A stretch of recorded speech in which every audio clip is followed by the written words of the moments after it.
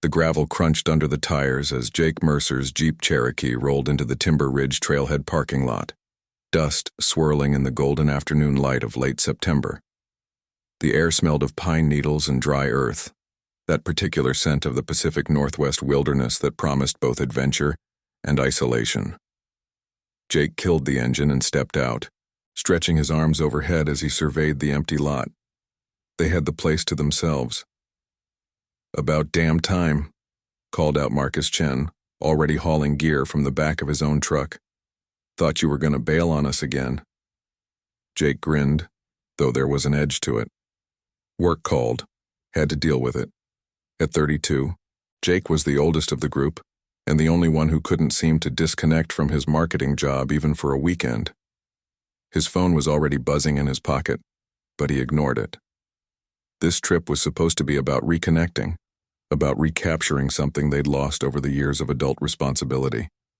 Sarah Chen, Marcus's younger sister, emerged from the passenger seat of Jake's Jeep, her dark hair pulled back in a practical ponytail. She'd been quiet during the drive, staring out at the endless wall of Douglas firs that lined Highway 101. "How far in are we hiking?" she asked, shouldering her pack with practiced efficiency. Sarah was an emergency room nurse used to long shifts and physical demands, but even she looked apprehensive about the wilderness stretching before them. "About 6 miles to the site I picked," said Ethan Walsh, unfolding a topographic map across the hood of Marcus's truck.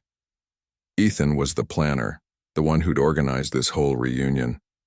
At 29, he worked as a field researcher for the Forestry Service, which made him the de facto guide. His finger traced a route along a blue line representing Cascade Creek. "There's a clearing here right where the creek bends. Protected from wind, access to water, and far enough from the main trails that we won't see anyone else." "That's what worries me," muttered the fifth member of their group.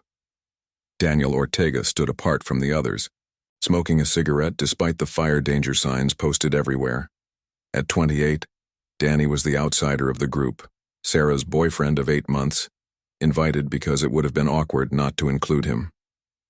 He was a tattoo artist from Portland, covered in ink himself with a skeptical demeanor that suggested he'd rather be anywhere else. 6 miles into the middle of nowhere with no cell service. What could go wrong? "That's the point, man," Marcus said, clapping him on the shoulder with forced enthusiasm. "Disconnecting. No screens, no noise, just us and nature. Like the old days." Marcus was trying too hard, as usual. He ran a struggling craft brewery in Eugene and saw this trip as a chance to pitch Jake on becoming an investor, though no one was supposed to know that. They'd all been friends at Oregon State University, except Danny, who was the wild card. The four of them, Jake, Marcus, Sarah, and Ethan, had shared an off-campus house their junior and senior years, a time they now remembered with the golden haze of nostalgia. Late-night philosophy debates, impromptu road trips to the coast, certainty that their friendships would last forever. But life had scattered them. Jobs, relationships, disappointments. This camping trip was Ethan's idea to bring them back together, to prove that they were still those people. By 4:30, they were hiking single file up the trail, boots scuffing against exposed roots and loose stones. Ethan led with confident strides, consulting his GPS unit periodically. Jake followed, then Sarah, then Marcus, with Danny bringing up the rear, his cigarette finally extinguished. The forest closed in around them, massive evergreens creating a cathedral ceiling that filtered the sunlight into shifting patterns of gold and shadow. "Weather's supposed to hold through tomorrow," Ethan called back. "Might get some rain Sunday, but we'll be packed up by then." Sarah glanced up at the sky visible through breaks in the canopy. It was crystal blue, innocent, giving no hint of what was coming. "How often do you come out this far?" she asked Ethan.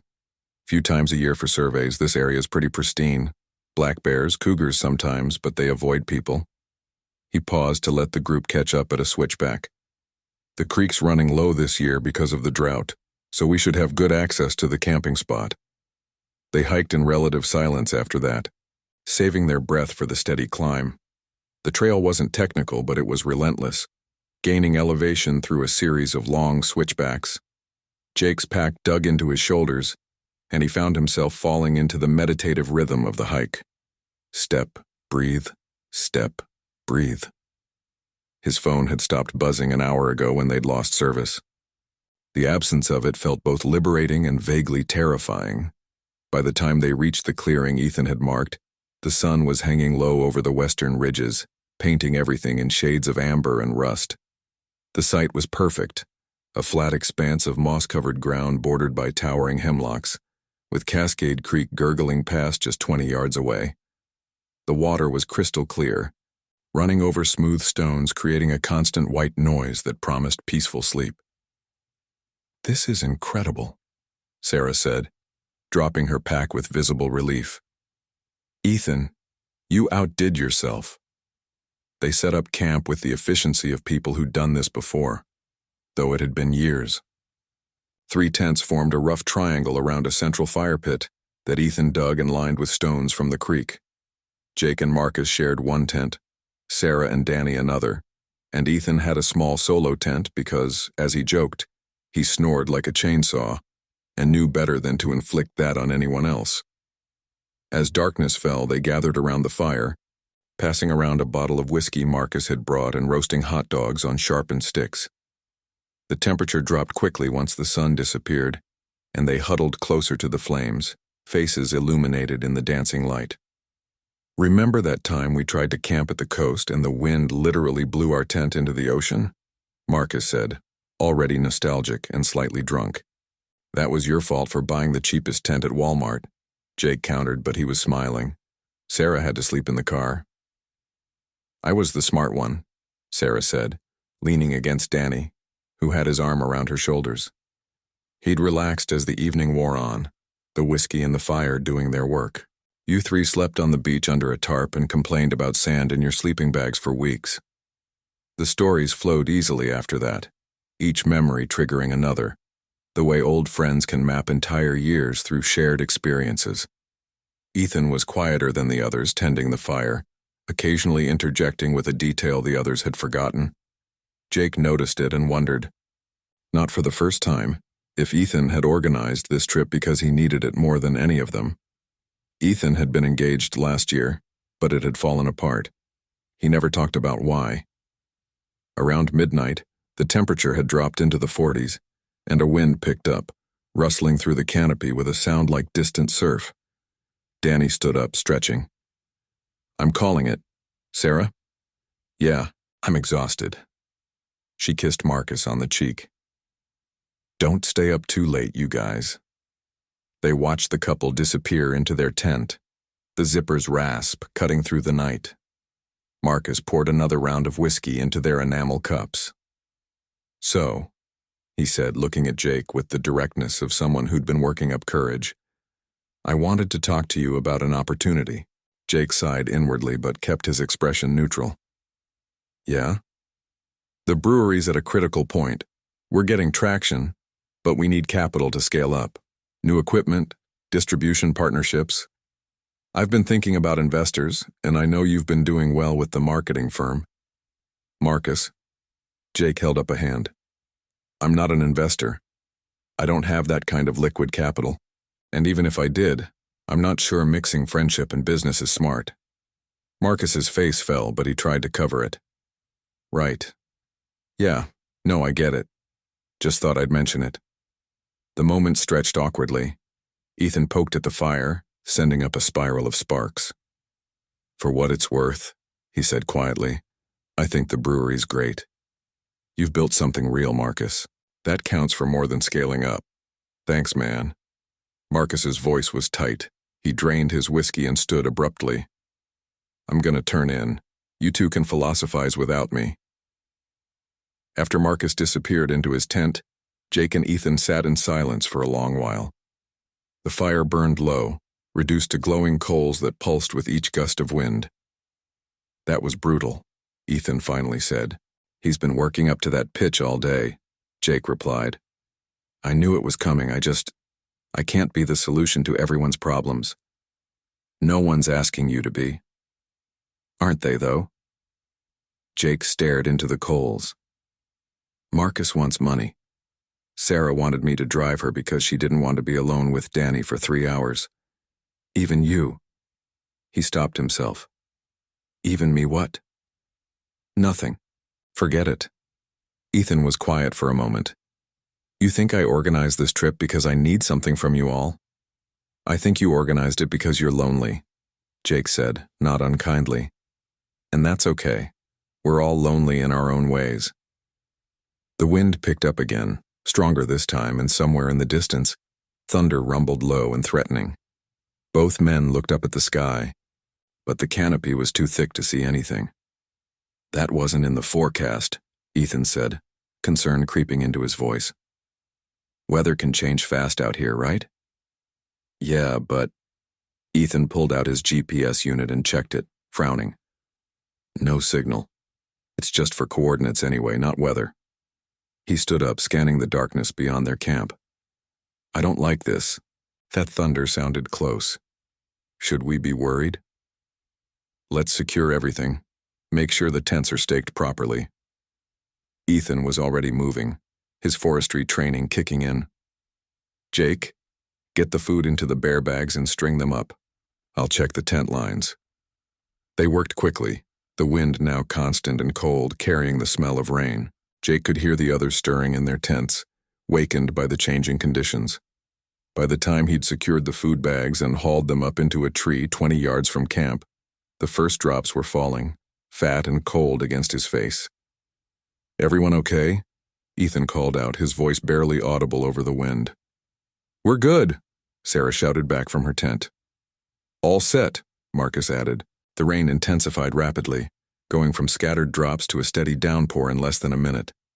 Jake and Ethan dove into their respective tents, Jake nearly knocking over Marcus as he scrambled inside. Jesus Christ, Marcus said. Where did this come from? No idea. Ethan said it wasn't in the forecast. Jake stripped off his soaked jacket and crawled into his sleeping bag. Outside, the rain hammered against the tent fly with a sound like static, and the wind shook the fabric violently. Think we'll be okay? Ethan knows what he's doing. The tents are solid. But even as Jake said it, he felt a tendril of unease. The storm was escalating far beyond a normal rain shower. Lightning flashed bright enough to illuminate the tent's interior through the fabric, followed almost immediately by a crack of thunder so loud that Marcus actually yelped. That was right on top of us, Marcus said, his voice shaky. The next hour became a siege. The storm pounded them relentlessly, the rain so heavy that water began seeping under the tent despite Ethan's careful site selection. Lightning struck repeatedly, each flash accompanied by thunder that felt like physical blows. Jake and Marcus huddled in their sleeping bags, flinching with each strike, shouting periodic check-ins to the others that were barely audible over the cacophony. Around 2 a.m, something changed. The rain shifted, driven horizontal by a wind that Jake had never experienced before. The tent began to shudder violently, the stakes pulling partially free from the saturated ground. We need to get out, Marcus shouted. It's going to collapse. Wait, Jake grabbed his arm. We don't know what's out there. But Marcus was already unzipping the tent, and Jake had no choice but to follow. They stumbled out into chaos. The clearing had transformed into something unrecognizable. The creek, which had been a gentle burble, had become a roaring torrent, already overflowing its banks, black water surging through their campsite. The rain was blinding, coming down in sheets that made it almost impossible to see more than a few feet. Sarah! Marcus screamed, stumbling toward his sister's tent. But where the tent had been, there was now just churning water and darkness. Jake grabbed a flashlight from his jacket pocket, the beam barely penetrating the rain. He swept it across the campsite.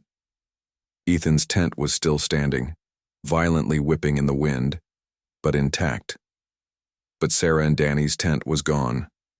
Not collapsed, but completely gone, as if it had never been there. Ethan, Jake shouted, moving toward the solo tent. Ethan, get out here. Ethan emerged, wild-eyed and soaked instantly. Where's Sarah's tent? It's gone, the water. Marcus was incoherent, already wading into the flood which was now knee-deep and rising, trying to reach where the tent had been. Marcus, stop, Ethan grabbed him, pulling him back. "You'll get swept away." "My sister is out there." They stood in the deluge, 3 men paralyzed by the impossibility of the situation, watching as the flood continued to rise, as their campsite disappeared under the advancing water, as the forest itself seemed to dissolve into chaos around them. Lightning illuminated the scene in stuttering frames. The overflowing creek, the remains of their fire pit submerged, gear floating past in the current, and Sarah and Danny were simply gone. The storm broke just before dawn, the rain tapering to a cold drizzle as gray light seeped through the shredded canopy. Jake, Marcus, and Ethan huddled together on the only patch of ground still above water, their clothes soaked through, shivering uncontrollably. None of them had slept. They'd spent the hours of darkness shouting Sarah and Danny's names into the void, their voices swallowed by the roar of the flood. Now, in the pale morning light, the devastation was complete.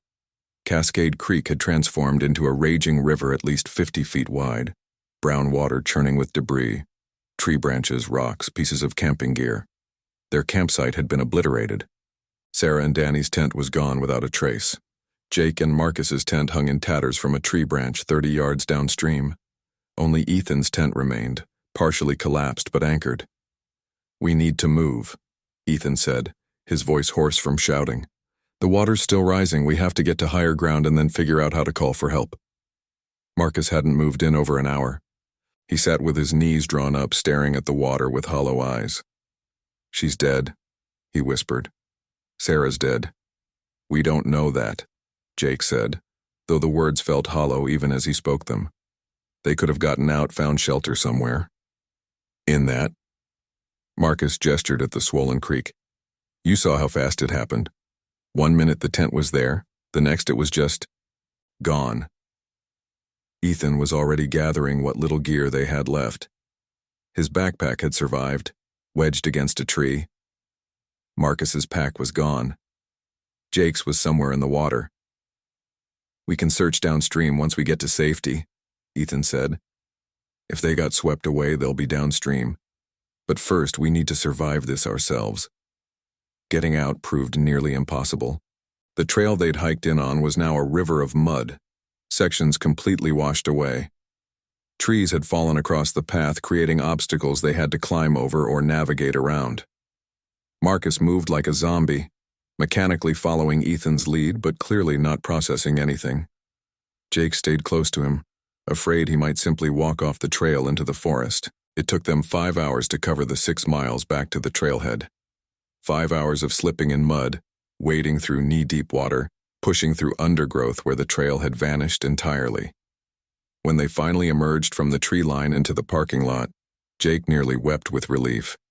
But the lot was flooded, water halfway up the tires of their vehicles. "Keys," Ethan said. "Please tell me someone has keys." Jake patted his pockets. "Mine are in my pack, somewhere in the creek." "Shit." Marcus checked himself. "Same. They were in the tent." Ethan closed his eyes briefly, then jogged to his truck. He kept a magnetic hide-a-key box under the rear bumper, forestry service training. The key was there. "Get in. We need to get to a phone." The road down the mountain was treacherous, sections washed out, forcing Ethan to navigate around debris and standing water. None of them spoke. Marcus stared out the window, his face a mask of anguish. Jake kept replaying the moment Sarah's tent disappeared, wondering if there was anything they could have done differently, knowing there wasn't. They reached the ranger station at Timber Ridge just after noon. The parking lot was chaos. Emergency vehicles, search and rescue trucks, people in uniforms moving with urgent purpose. The storm had hit a massive area, triggering flash floods throughout the region. They weren't the only ones in trouble. A park ranger intercepted them before they even got out of the truck. "You folks okay? Were you out there last night?" "2 people from our group are missing," Ethan said, his voice cracking. "The flood took them. We need to organize a search." The ranger's expression shifted from concern to grim determination. "Come inside. We'll get statements and get people mobilized." The next hours became a blur of repetitive questioning. Jake found himself telling the story over and over, to rangers, to county sheriff's deputies, to search and rescue coordinators. Each time the details felt more surreal, harder to believe.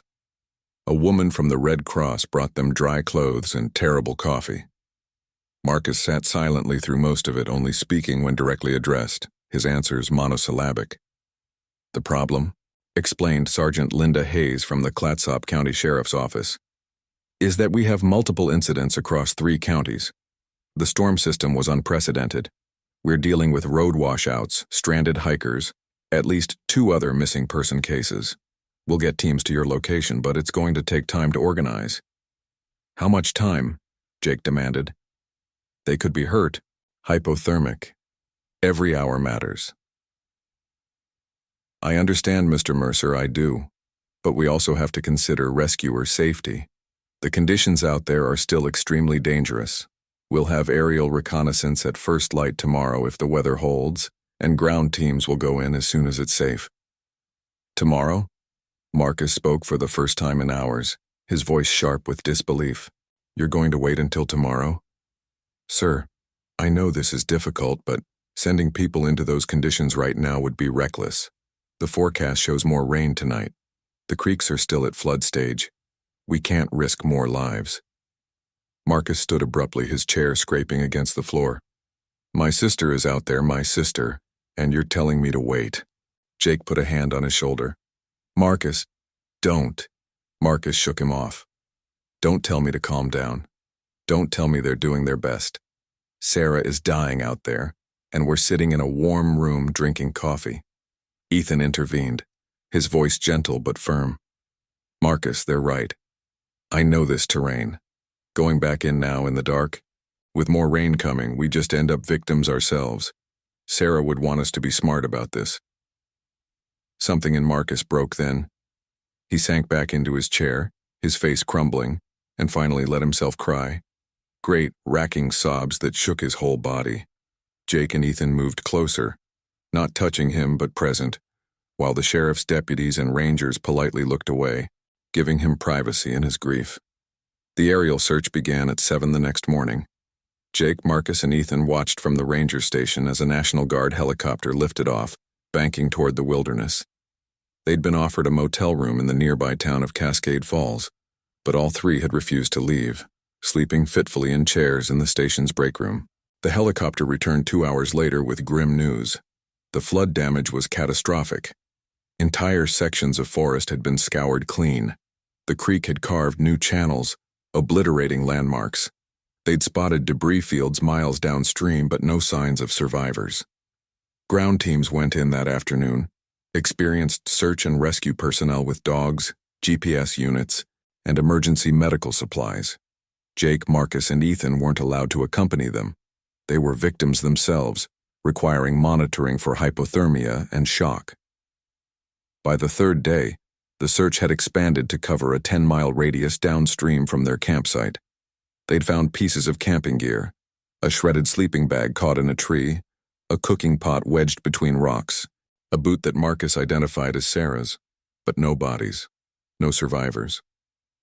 Danny's family arrived on the 4th day, his mother and older brother, driving up from Portland.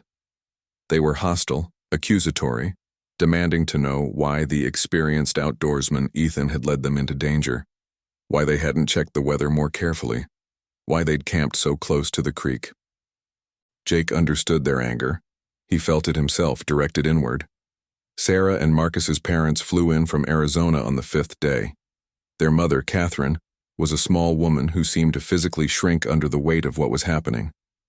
Their father, Robert, alternated between angry outbursts and stony silence. Marcus could barely look at them. "We should have canceled," Robert said, standing in the ranger station, staring at a topographic map covered in search grid markings. "That's what I keep thinking. If I'd called Marcus that morning, told him not to go, none of this would have happened." "Dad, you couldn't have known," Marcus said, his voice flat with exhaustion. "But I had a feeling, that morning I woke up with this feeling that something was wrong. And I didn't call. I just went about my day." The search continued for 2 weeks. The crews found more debris, more personal items, but no bodies. The prevailing theory was that Sarah and Danny had been swept miles downstream, possibly into the Columbia River Basin. where the swift current and cold water made recovery unlikely. The medical examiner explained, with clinical gentleness, that bodies could remain submerged for weeks or even months in cold water conditions before surfacing. On day 15, the official search was called off.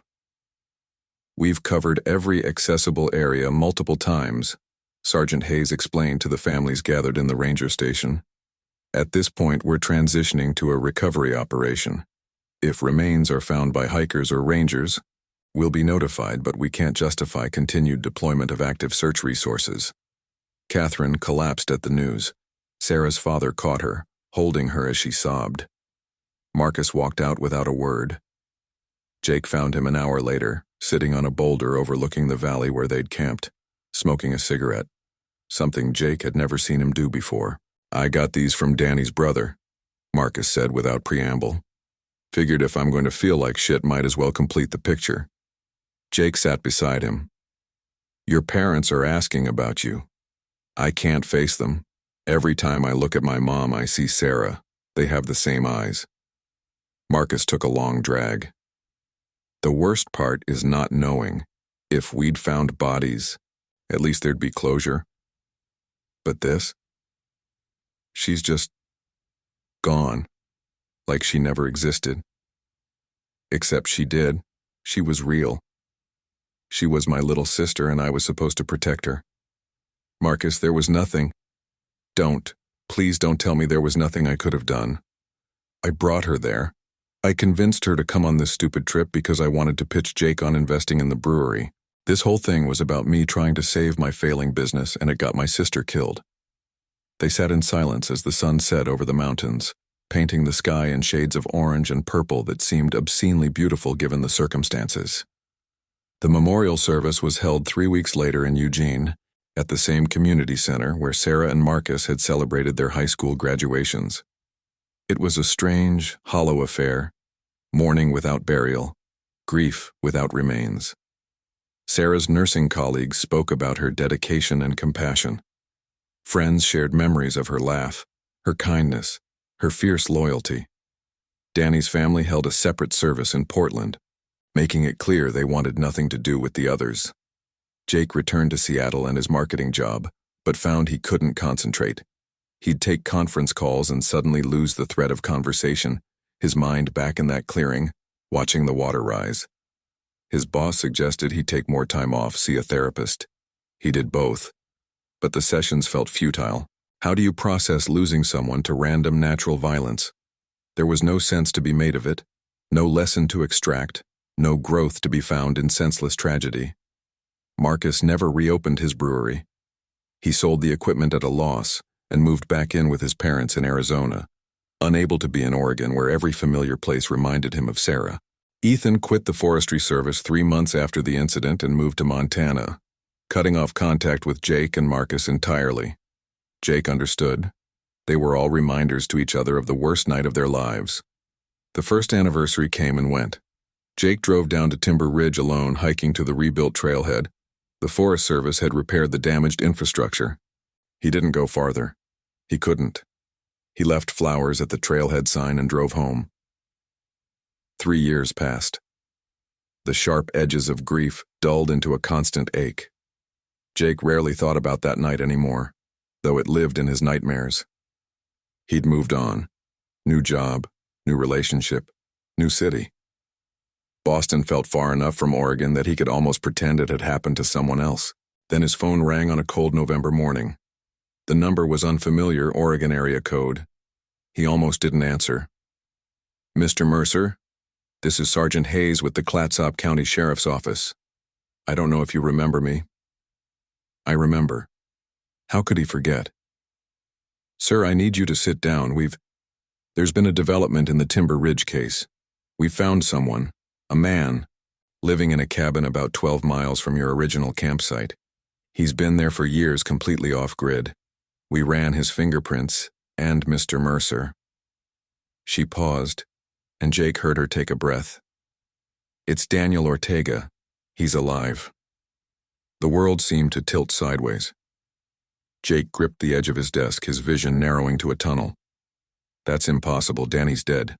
He's been dead for 3 years. I know this is shocking, I can barely believe it myself, but it's him. DNA confirms it. He survived the flood and he's been living alone in the wilderness ever since. He's refusing to explain why he never came back. Mr. Mercer, we need you to come to Oregon. You and Mr. Chen, Mr. Ortega is asking to speak with you. After she hung up, Jake sat motionless for a long time, his mind racing through impossible scenarios. Danny was alive. Danny had been alive this whole time. While they mourned, while Sarah's parents aged a decade in grief, while Marcus destroyed his life with guilt, Danny had been living 12 miles away. But if Danny was alive, where was Sarah? The question hung in the air like poison, and Jake realized with cold certainty that the nightmare wasn't over. It was just beginning. The holding cell at the Clatsop County Sheriff's Office was brightly lit and sterile, a stark contrast to the man sitting inside it. Jake stood outside the plexiglass partition, staring at someone who barely resembled Danny Ortega. The man was gaunt, his face obscured by a thick, matted beard streaked with gray. His skin was weathered and deeply tanned, carved with lines that made him look 20 years older than his actual 31. His hair hung past his shoulders in tangled ropes.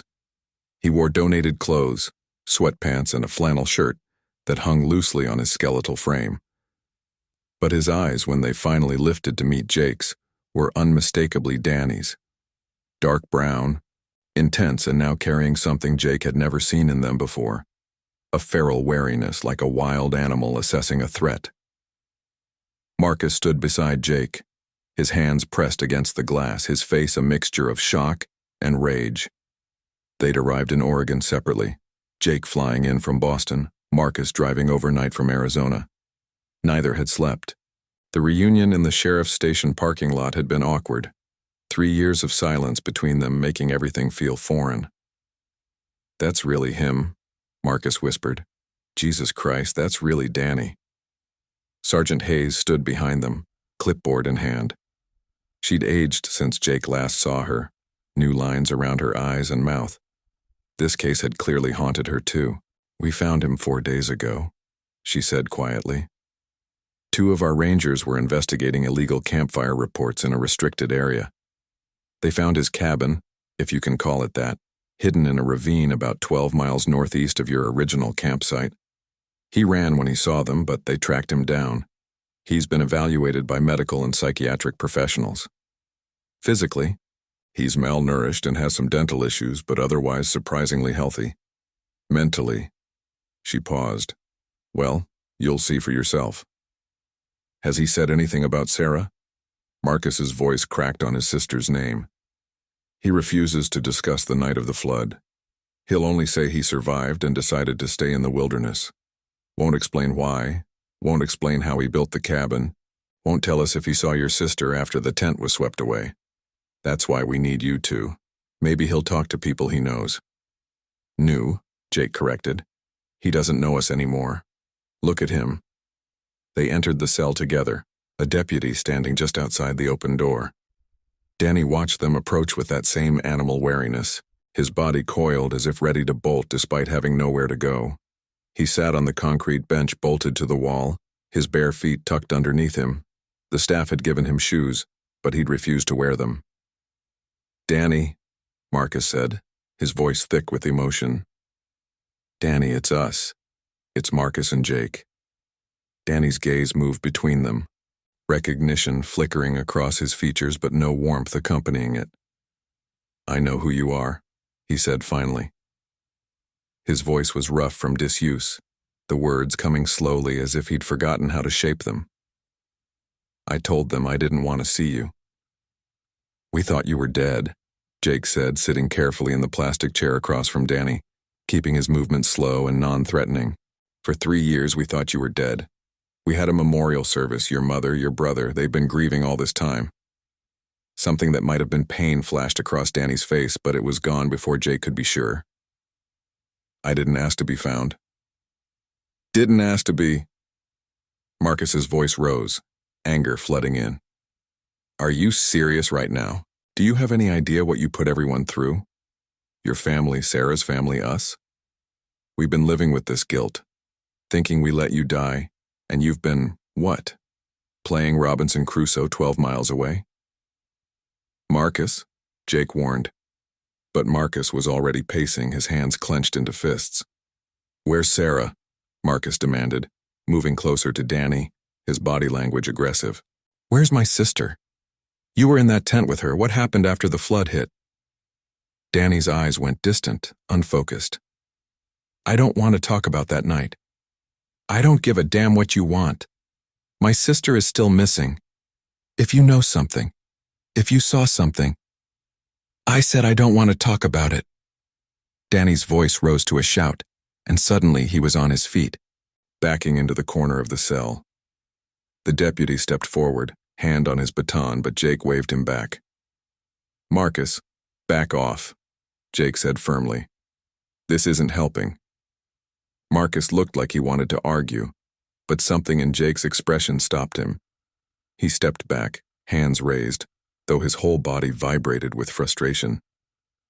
Jake turned back to Danny, keeping his voice calm and level. Danny, I know this is overwhelming. I can't imagine what you've been through, but we need answers. Sarah's parents need answers. They've been in hell for 3 years, not knowing if their daughter is alive or dead. Whatever happened that night, whatever reason you had for not coming back, we're not here to judge you, we just need to know the truth. Danny slid back down to the bench, wrapping his arms around himself. He rocked slightly, a self-soothing motion that reminded Jake of patients in psychiatric wards. When he spoke again, his voice was barely above a whisper. The tent ripped open. The water was so fast, so cold. I grabbed for Sarah, but she slipped out of reach. The current took us both, but in different directions. I hit my head on something. A rock, a log, I don't know. When I woke up, it was morning. I was on a gravel bar maybe 2 miles downstream. Everything hurt. I couldn't remember where I was at first. Marcus and Jake exchanged glances. This was more than Danny had told anyone else. What about Sarah? Marcus asked, fighting to keep his voice steady. Did you see her after you woke up? Danny shook his head. I called for her. I searched all day, following the creek back upstream. But the flood had changed everything. I couldn't find the campsite. Couldn't find any of you. The creek was still running high, and I kept slipping, falling. I thought I was going to die. But you didn't search for long, Jake said carefully. You built a cabin, you stayed. I tried to get out. Danny's voice rose again, defensive. I followed what I thought was the trail, but it was gone. Washed away. I went in circles for days, no food, no gear, no idea which direction was out. Every ridge looked the same. Every valley led to another valley. I thought I was going to die out there, and then I thought, maybe that's what I deserved. What do you mean, what you deserved? Jake leaned forward, but Danny had retreated again, his eyes going distant. I found a ravine protected from the wind. There was a collapsed hunter's shelter, old materials I could use. I needed to survive first, get through the winter. Then I'd hike out, I told myself. But winter was hard, so hard. I almost died a dozen times. And then spring came, and I realized I'd made it. I'd survived something impossible, and going back. He trailed off. Going back to what? Marcus pressed. To civilization? To your family? To explaining what happened? To being blamed. Danny's voice was flat, matter of fact. You think I didn't know how it would look? The boyfriend survives, but Sarah doesn't? You all thought I was an outsider anyway. Sarah's punk tattoo artist boyfriend who didn't belong on your precious reunion trip. If I'd walked out of those woods alone, what would you have thought? The accusation hung in the air. Jake wanted to deny it, but couldn't. He remembered his own thoughts during those first desperate hours after the flood, wondering if maybe Danny had done something, if maybe there was more to the story than natural disaster. The human mind always looked for someone to blame. So you just stayed? Marcus said, incredulous. For 3 years? You let everyone think you were dead rather than face questions? At first, I told myself it was temporary, just until I was stronger, until I had a plan for what to say. But weeks became months, and I realized I didn't want to go back. Out there alone, I didn't have to be anyone. I didn't have to explain myself or justify my existence. I just had to survive each day. Hunt, fish, gather, build fires, watch the seasons change. It was pure, simple. The guilt was still there, but it was just me and the guilt. No one else's judgment added to it. That's not purity, Jake said quietly. That's running away. Maybe. Danny met his eyes. But it was my choice, the first real choice I'd made in years. Sarah was always telling me what to do, how to live my life. Get a real job, Danny. Stop wasting your potential, Danny. Why can't you be more ambitious, Danny? Even that camping trip, I didn't want to go. But she insisted, said it would be good for us, that I needed to bond with her friends. And look how that turned out. Marcus lunged forward, but Jake caught him, holding him back. Don't you dare blame Sarah for this, Marcus snarled. She loved you. She defended you to everyone, including me. I know she did. Danny's voice broke. I know. And that's what makes it worse, don't you see? If I'd just said no, if I'd stayed in Portland, she'd still be alive. Every day I was out there, I thought about that. How my weakness, my inability to stand up to her, killed her. The room fell silent except for Marcus's ragged breathing. Jake felt like he was standing on the edge of something dark and vast, staring into depths he didn't want to understand. Sergeant Hayes stepped into the cell doorway. Gentlemen, I need to speak with you outside. They left Danny sitting alone, hunched over himself. In the hallway, Hayes pulled them into a conference room where a woman in her 50s waited, wearing a professional blazer and carrying a leather portfolio. She introduced herself as Dr. Rachel Simmons, a forensic psychologist who'd been evaluating Danny. What you just heard, Dr. Simmons said without preamble, is a classic presentation of avoidance coping taken to an extreme.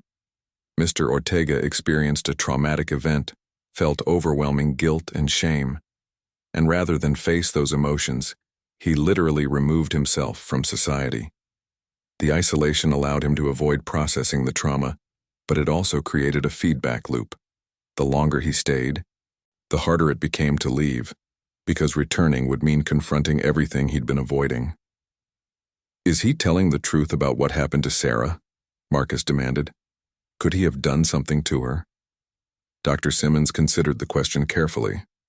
Based on my evaluation, I don't believe Mr. Ortega harmed your sister intentionally.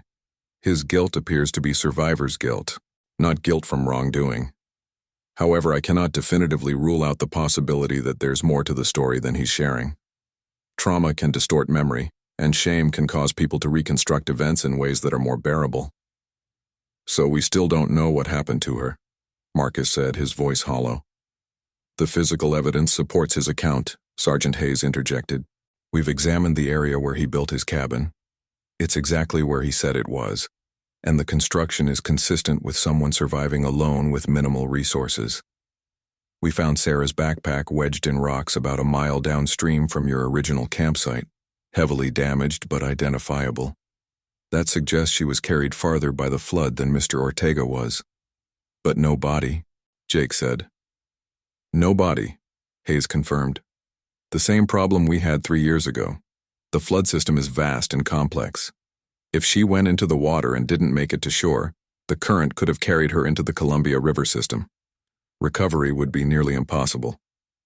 Marcus leaned against the wall, closing his eyes. So my sister is still just gone, and the only person who might know more is a man who spent 3 years hiding in the woods because he was too much of a coward to face reality. Mr. Chen, Dr. Simmons said gently, I understand your anger, but I'd encourage you to consider that Mr. Ortega is also a victim here. His choice to isolate was maladaptive, yes, but it came from a place of profound psychological distress. He's going to need extensive therapy to reintegrate into society, and even then he may never fully recover. I don't care about his recovery, Marcus said coldly. I care about my sister. Over the next 2 days, Jake and Marcus sat through multiple sessions with Danny, each one feeling like excavating shards of broken glass. Danny's account of that night never changed in its basic facts. The storm, the flood, being separated from Sarah, waking up alone. But the emotional truth beneath the facts remained elusive. Sometimes Danny seemed genuinely remorseful, breaking down in tears as he described calling Sarah's name into the wilderness. Other times he was defensive and angry, lashing out at what he perceived as judgment from people who couldn't understand what he'd endured. The media caught wind of the story on the third day, and suddenly Cascade Falls was swarming with news vans and reporters. Miracle survival and wild man found after 3 years competed with darker headlines. Missing woman still unfound after boyfriend discovered alive, and why did he hide? Sarah and Danny's families arrived, Catherine and Robert Chen looking older and more frail than Jake remembered, and Danny's mother Elena with her other son Ramon. The meeting between the families was devastating. Catherine tried to ask Danny about Sarah's last moments but broke down before finishing her questions. Elena wept and apologized repeatedly, though for what wasn't clear. Ramon, Danny's brother, oscillated between trying to embrace his returned sibling and recoiling from what he'd become. "You should have come home," Ramon said during one particularly painful exchange. "Whatever you were afraid of, whatever you thought would happen, you should have come home. Mom's been a wreck. She had to take early retirement because she couldn't function at work. Dad left because he couldn't handle her grief. You destroyed our family." "I know," Danny whispered. "I'm sorry. Sorry doesn't fix this. Sorry doesn't bring back 3 years." On the fourth day, Sergeant Hayes presented Danny with a decision. He could voluntarily commit himself to a psychiatric facility for evaluation and treatment, or the county would pursue legal avenues to compel him. Given that he'd technically committed no crime, there were no laws against choosing to live off-grid. Even if your family thought you were dead, the legal route would be complicated. But Hayes made it clear that the alternative was being released to navigate reintegration alone, which she strongly advised against. Danny chose the facility. As they prepared to transport him, Jake asked for one final conversation. Alone this time. They sat in the same cell where it had all begun. But Danny seemed more present now, less feral, as if each day back in civilization had stripped away another layer of his wilderness armor. "I need to know something," Jake said, "and I need you to be completely honest with me, not as someone who's judging you, but as someone who's trying to understand. When you were out there alone for 3 years, did you ever think about coming back just to tell Sarah's parents what happened? Even if you thought we'd blame you, even if you thought you'd face legal trouble, did you ever consider that they deserved to know their daughter was really gone?" Danny was quiet for a long time, staring at his hands. When he finally spoke, his voice was barely audible. "Every day, every single day for the first year. I'd plan it out, how I'd find my way to a road, flag down a car, tell them everything. But then I'd imagine walking into a police station, trying to explain why I survived and Sarah didn't. I'd imagine Catherine Chen's face when I told her I'd left her daughter's body somewhere in the wilderness, and I just couldn't. The fear was stronger than everything else, so I'd tell myself I'd do it tomorrow.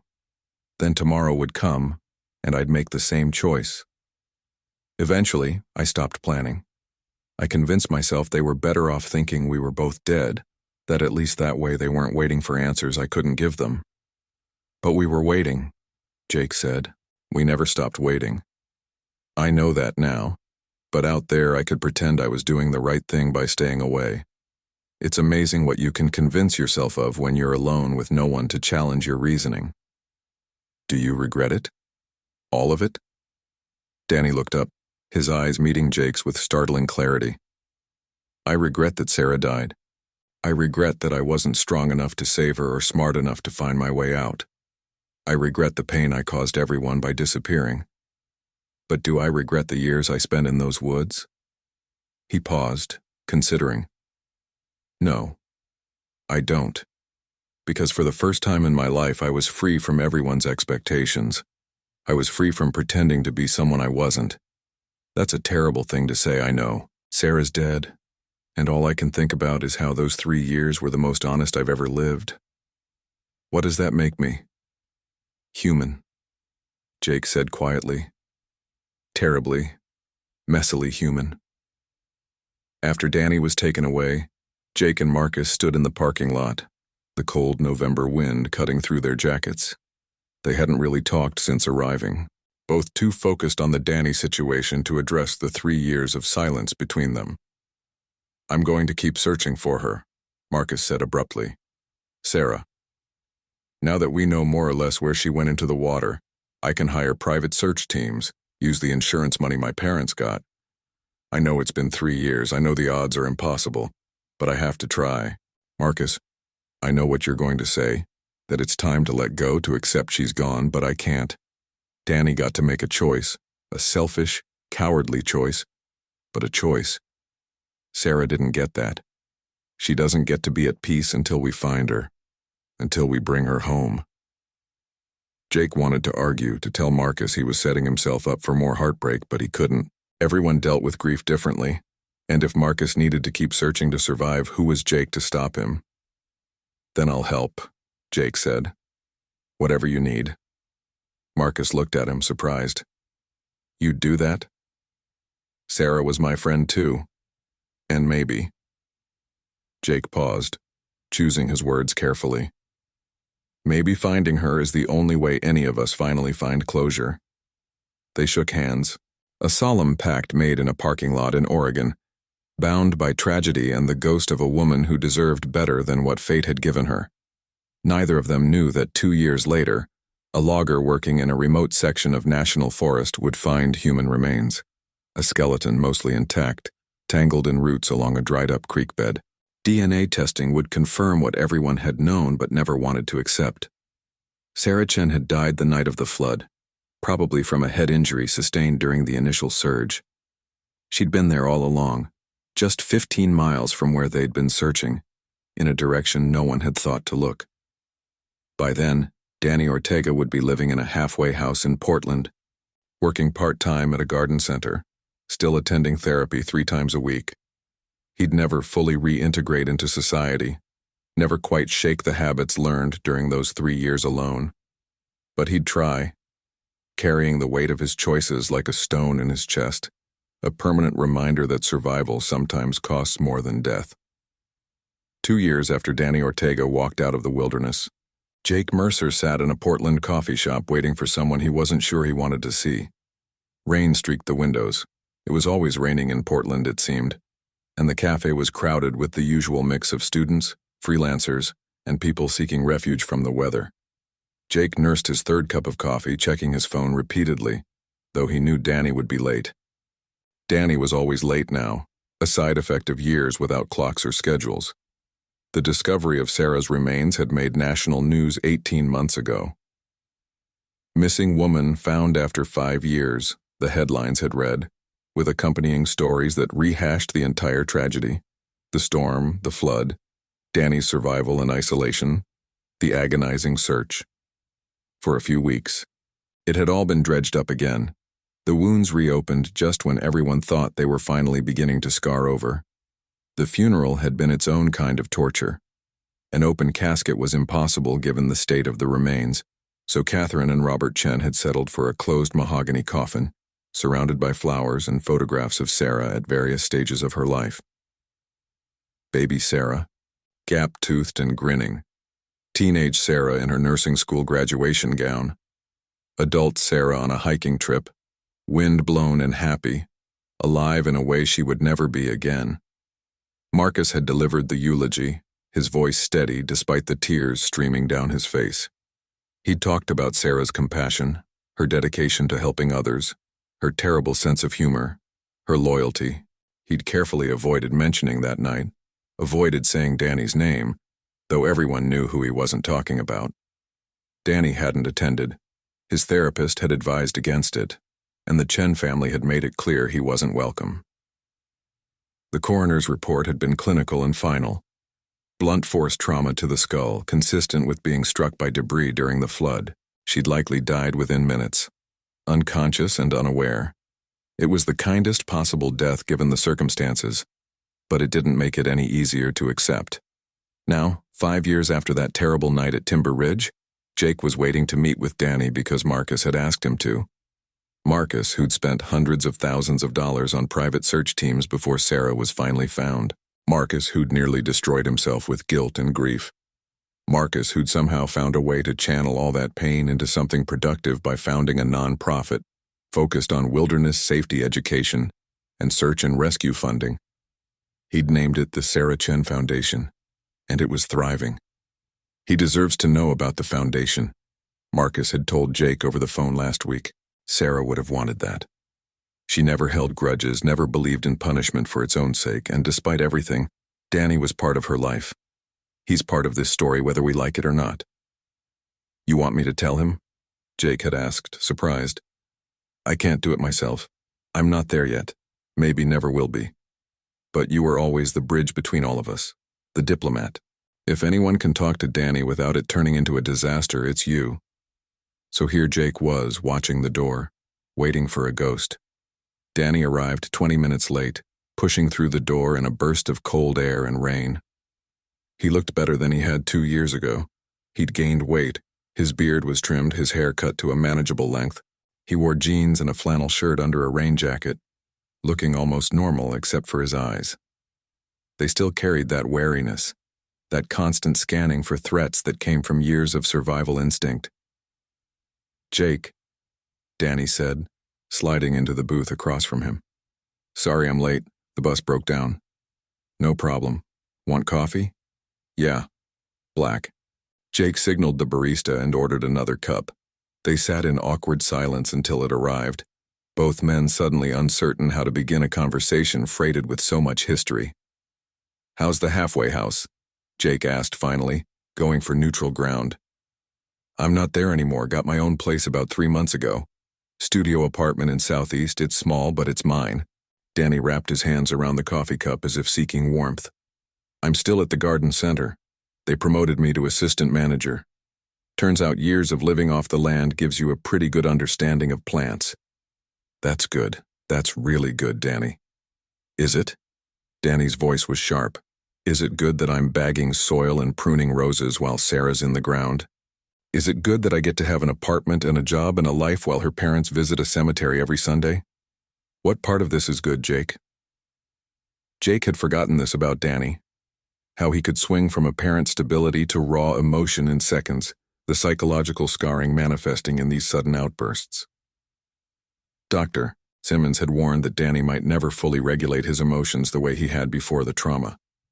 I didn't mean it like that, Jake said carefully. I meant it's good that you're rebuilding, that you're trying. Danny slumped back against the booth. Sorry, I'm sorry. My therapist says I need to work on not attacking people who are trying to be kind. It's just, some days are harder than others. Today's hard because I know you didn't ask to meet just to catch up, so. What is it? What do you need from me? Jake pulled out his phone and opened it to the Sarah Chen Foundation website. He slid it across the table to Danny, who looked at it with obvious trepidation before finally reading.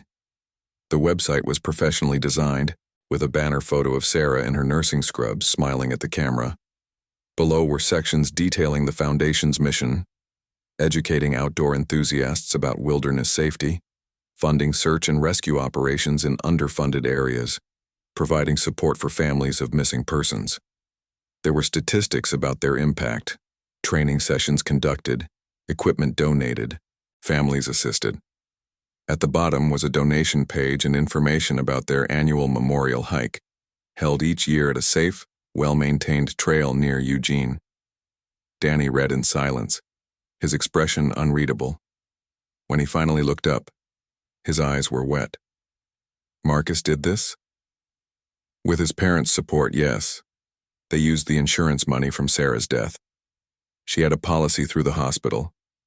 Instead of just keeping it, they decided to make something positive from the tragedy. They've helped a lot of people, Danny. Last year alone, they funded equipment upgrades for 3 different search and rescue teams, and their wilderness safety courses have reached over 2,000 people. Why are you showing me this? Because Marcus wanted you to know. He's not ready to see you himself, maybe never will be. But he wanted you to know that Sarah's death wasn't meaningless, that something good came from it, even if the cost was unbearable. Danny stared at the phone, then handed it back, his hands shaking slightly. I don't deserve to know this. I don't deserve to feel better about what happened.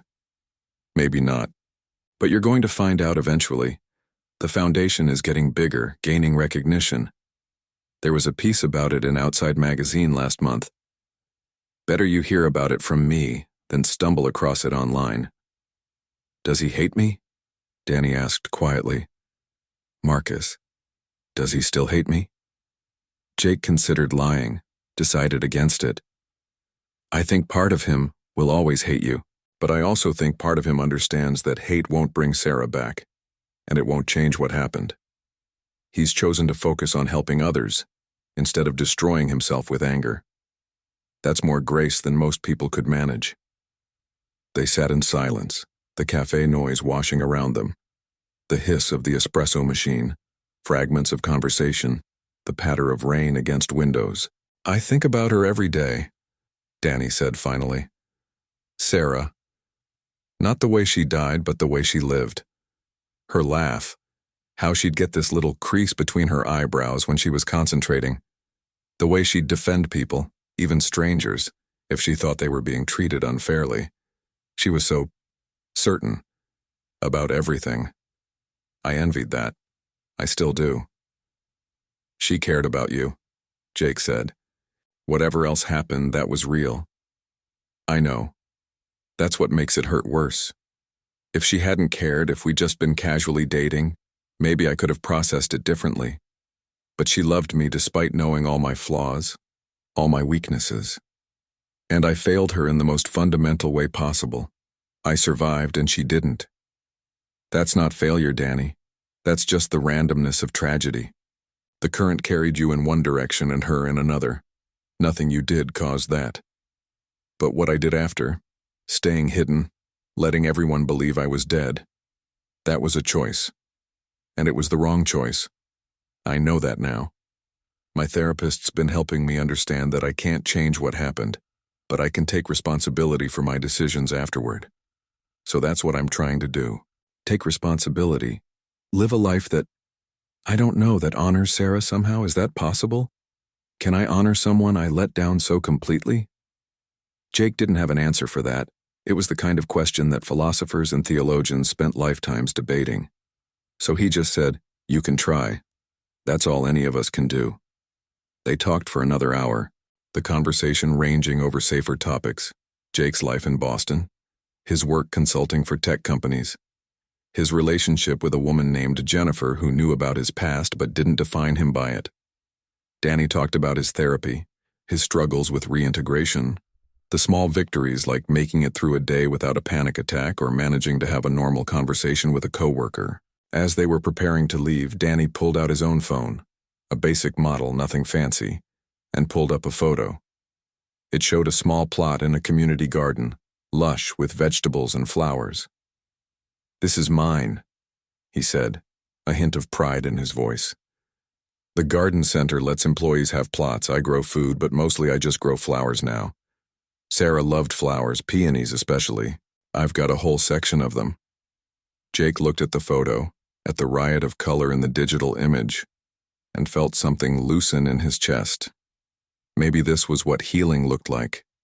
Not forgetting, not being absolved, but finding small ways to carry the weight of the past while still moving forward.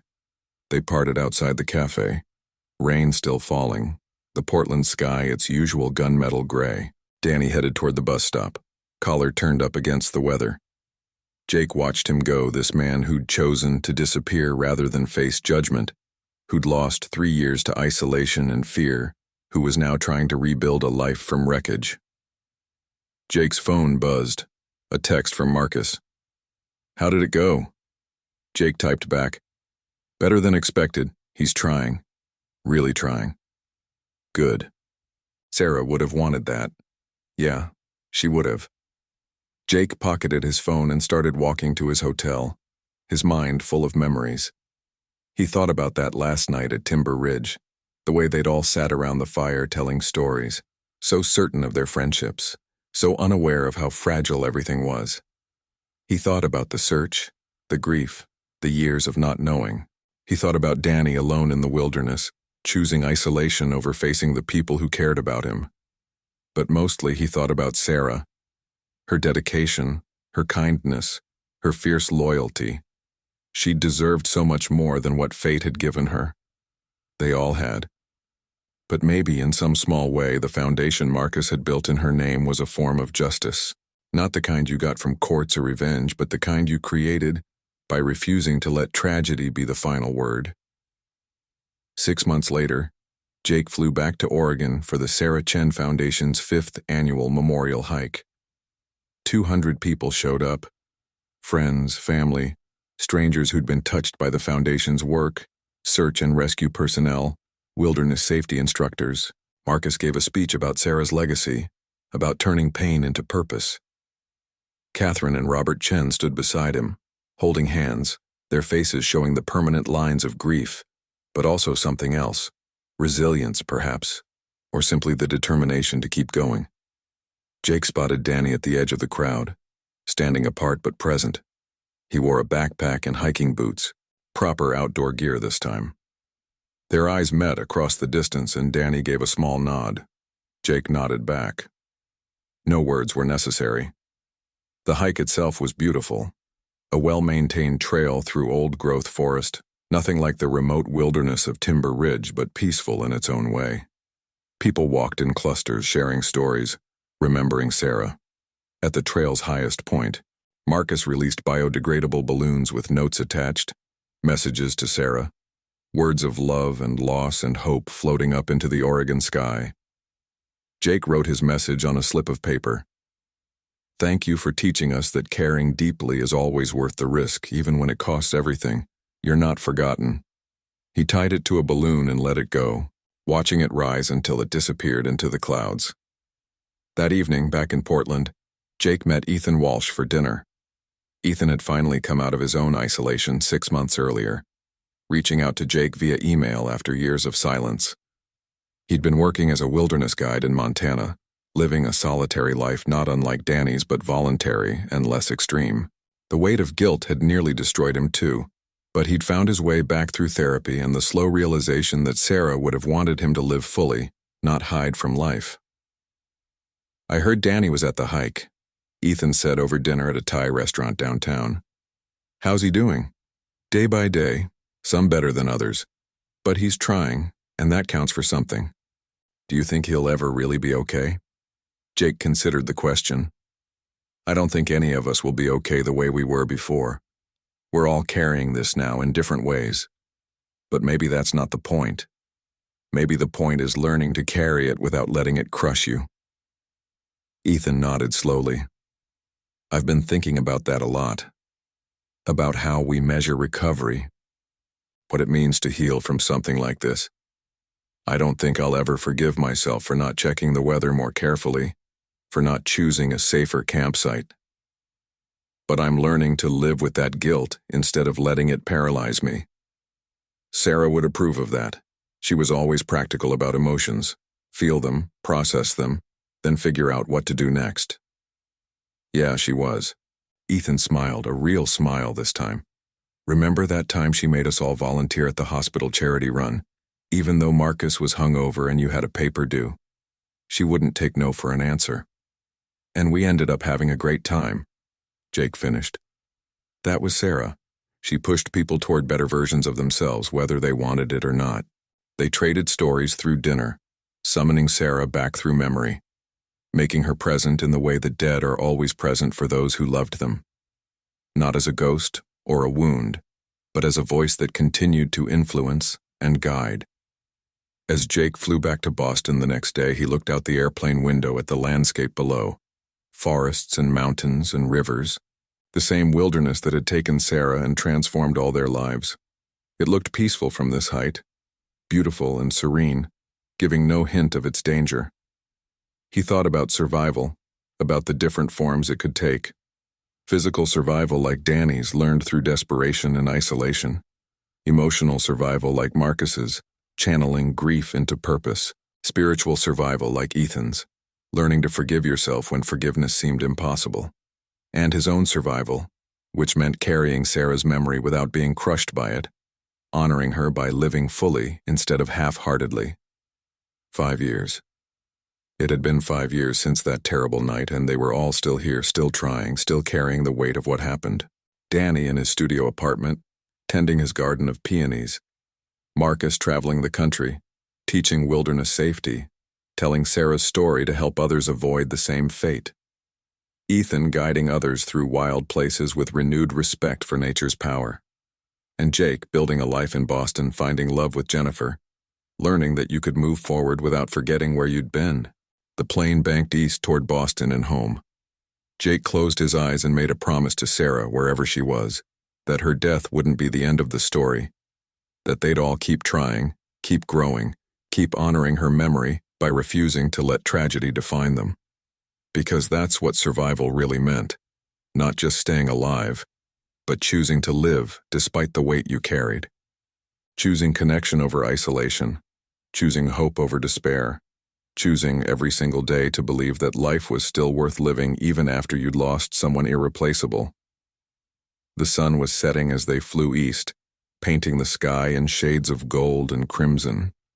Jake watched it until the light faded to darkness, then opened his laptop and started typing. He'd been thinking about writing down what happened, not for publication but for processing, for making sense of the senseless. Maybe someday it would help someone else who'd survived when they wished they hadn't, who carried guilt that felt unbearable, who needed to know that healing was possible even when it seemed impossible. He titled the document simply, Timber Ridge, and then he began to write their story. Not just the tragedy, but everything that came after. The search, the grief, the discovery, the slow, painful rebuilding. Danny's 3 years alone and his difficult reintegration. Marcus's transformation of pain into purpose. Ethan's journey back from isolation. His own path toward acceptance. Most importantly, he wrote about Sarah, not just how she died, but how she lived. Her compassion, her strength, her refusal to accept anything less than the best from herself and those she loved. She deserved to be remembered as more than a victim, more than a cautionary tale. She deserved to be remembered as fully human, flawed and wonderful, gone too soon but never truly gone while they continued to carry her forward. The plane flew on through the darkness, carrying Jake toward whatever came next. Behind him, Oregon receded into distance and night. But Sarah's memory traveled with him, as it always would, a light against the dark, a reminder that love persists even after death, that the connections we forge with others echo long after they're gone. 5 years since Timber Ridge, a lifetime since that last night around the campfire, and somehow, impossibly, they were all still here, scarred but surviving, broken but healing, learning to carry the weight of what they'd lost while still reaching for what they might find. It wasn't the ending any of them had wanted, but it was an ending they could live with. And sometimes, that was enough.